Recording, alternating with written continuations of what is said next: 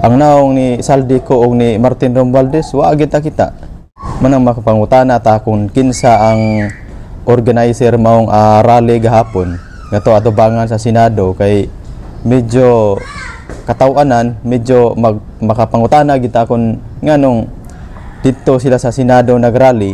Unya ang naong ni Joel Villanueva o ni Jingo Estrada mo ilang gibutang ato sa tarpaulin. Unya ang sa lower house wala gyud. So mayong buntag kanatong tanan ug welcome back sa atong channel. Ug daghan kayong salamat mga par sa inyong pagsuporta ug sa akong channel ug sa akong mga viewers nga wala pa naka-subscribe. Palihog ko og subscribe mga par kay para ma-update mo sa atong mga i-upload nga mga video reaction. So now atong balikan kining issue sa controversial nga flood control project o kaning mga ghost flood control project. So now atong balikan kining controversial nga flood control project o mga ghost flood control project. Kay pagka-mention sa nga ni Chess Escudero, pag-mention sa ni Hernandez, tikangkang yun dayon si Chess Escudero sa iyang leadership sa Senado. Unya pagka-mention sa ngan ni House Speaker Martin Romualdez o ni Saldico, wa gyud matandog si Martin Romualdez ug gani gipalig-on pagyud og maayo. Ingon ana kabayas ang gobyerno nato karon. Kay ngano ang Senado nag-imbestigar sa maong mga witness nga kinsa pa ng mga congressman ug kinsa pa ng mga politiko nga na-involved sa maong issue, sa maong pagpangurap sa kwarta. Unya ang sa lower house kay lahi man sad ang ilaha kay gusto man nila nga ipadong man hinuon nila sa mga Duterte. Ang mga Duterte man hinuon mao ilang imbestigaron, ila man hinuon paninglan man hinuon nila ang mga Duterte sa mga flood control project nga ang issue naa man diri sa gipang mention sa mga Diskaya kaning si Martin Romualdez o si Saldico o diri sa Senado nga si Jingo Estrada o si Joel Villanueva o si Chess Escudero. Nya lahi kayo ang investigasyon nga to sa lower kay ang mga Duterte man hinuoy paninglan nila sa flood control project.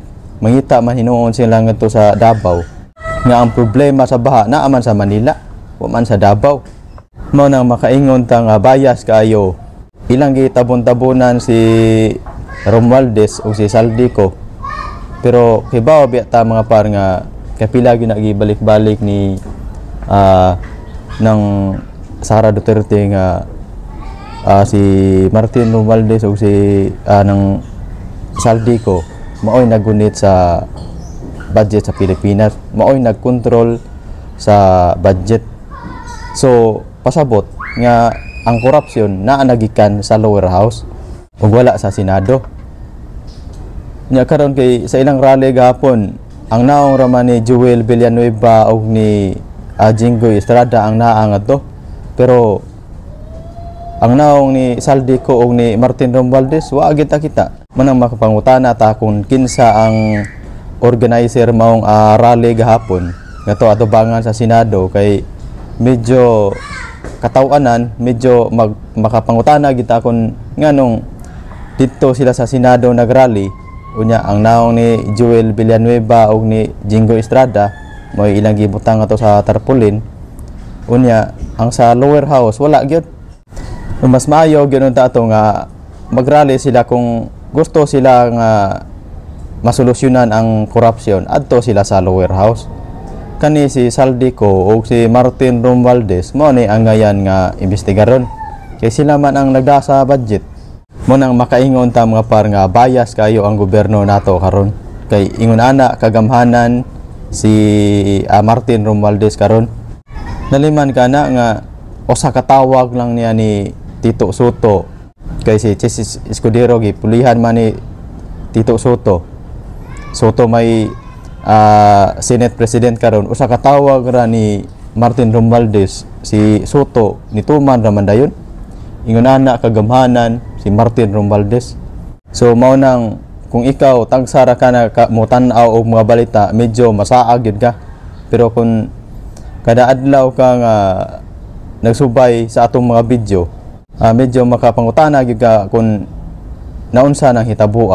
Pero kung tagsara ka makakita, tagsara ka mo tan-aw og mga balita, medyo masaag gyud ka. Kay kini atong gipangyaw-yaw diri sa social media, kani atong gipang mention diri, gikuha man sa nato sa mga dito sa mga balita sa mga mainstream media, dito man sa nagkuha. So mao nang makaingon gyud nga bias kayo ang gobyerno nato karon, no? So daghan kayong salamat og mayong buntag.